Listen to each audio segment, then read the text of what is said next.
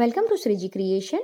આજે હું તમને શિયાળામાં ઘણા લોકોને શરદી અને ઉધરસનો ખૂબ જ પ્રોબ્લેમ રહેતો હોય છે, તો એવા ટાઈમે તમે કઈ હોમ રેમેડીઝ ઘરે બનાવી અને લઈ શકો એ વિશે હું તમને જણાવવાની છું.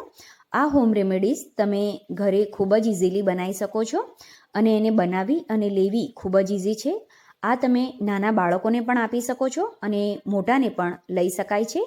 તો ચાલો એને કેવી રીતે બનાવવી એ આપણે જોઈ લઈએ. એને બનાવવા મેં આ 25થી 30 તુલસીના પાન લીધા છે, જેને આપણે ધોઈ લેવાના છે.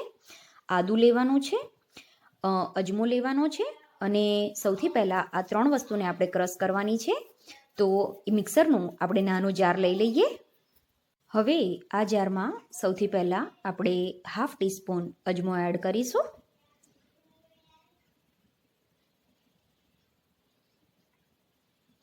તુલસીના પત્તા એડ કરી દઈએ. જે આદું લીધું છે એમાંથી 2 ઇંચ જેટલું આદું આપણે લેવાનું છે. એને છોલવાની જરૂર નથી, ડાયરેક્ટ જ એને ઝીણું ઝીણું સમારી લઈશું. હવે આને પાણી વગર જ પહેલાં ક્રશ કરી લઈએ.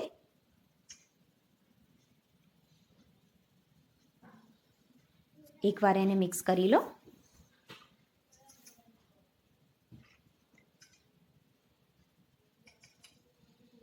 હવે એમાં 3 ટેબલસ્પૂન જેટલું પાણી એડ કરીશું.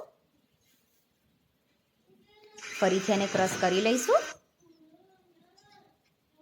આ રીતે એ સરસ ક્રશ થઈ જશે. હવે આપણે એને ગાળી લેવાનું છે. સરસ એને સ્ક્વીઝ કરી લો, જેથી બધો એનો કસ આવી જાય. હવે એને યુઝ કેવી રીતે કરવું એ હું તમને બતાવું.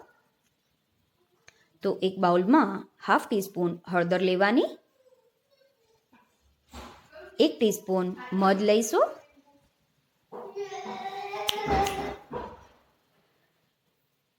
જે મેઝરિંગ સ્પૂન આવે છે એ સ્પૂન લેવાની છે અને જે આપણે રસ બનાવ્યો એમાંથી 2 ટેબલસ્પૂન રસ આપણે આ બાઉલમાં લઈશું.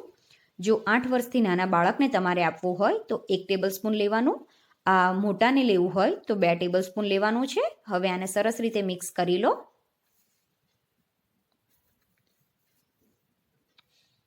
હળદર અને મધ આ રીતે સરસ મિક્સ થઈ જવું જોઈએ. હવે આ હોમ રેમેડીઝ પીવા માટે રેડી છે. તમારે જો આને 8 વર્ષથી નાના બાળકને જો આપવું છે તો 1 ટેબલસ્પૂન આપણે જે રસ બનાવ્યો એ 1 ટેબલસ્પૂન લેવાનો અને જો મોટાને લેવું છે તો અત્યારે મેં જે માપ બતાવ્યું 2 ટેબલસ્પૂનનું એ તમારે લેવાનું હોય છે. અને આને સવાર, બપોર, સાંજ એમ દિવસમાં 3 વાર સળંગ 4 દિવસ લેવાનું. અને ભૂલ્યા વગર જો તમે આને સળંગ 4 દિવસમાં 3 ટાઈમ લેશો તો તમને શરદી અને ઉધરસમાં 90થી 95% જેવી રાહત થઈ જતી હોય છે. પણ એને ભૂલ્યા વગર તમારે દિવસમાં 3 ટાઈમ અને સળંગ 4 દિવસ તમારે લેવાનું છે. અને જો તમે વર્કિંગ પર્સન છો અને તમને આ સવાર સાંજ બનાવવાનો ટાઈમ નથી મળતો તો તમે સવારે 1 ટાઈમ બનાવી દો અને જ્યારે તમે એને પીવો છો એ ટાઈમે તમારે આમાં હળદર અને મધ એડ કરવાનું. હળદર અને મધ પહેલાંથી એડ કરીને નહીં રાખવાનું. જ્યારે તમે એને પીતા હો એ ટાઈમે તમારે એમાં હળદર અને મધ એડ કરીને પીવાનું. એ વધારે સારું રહે છે. અને જો તમે મધ એડ કરવા નથી માગતા તો એમાં તમે થોડો ગોળ પણ એડ કરી શકો છો. આઈ હોપ તમને મારો આજનો વિડીયો પસંદ આવ્યો હશે. આવા જ બીજા જુદા જુદા વિડીયો શીખવા માટે મારી ચેનલને સબસ્ક્રાઈબ કરવાનું ના ભૂલશો.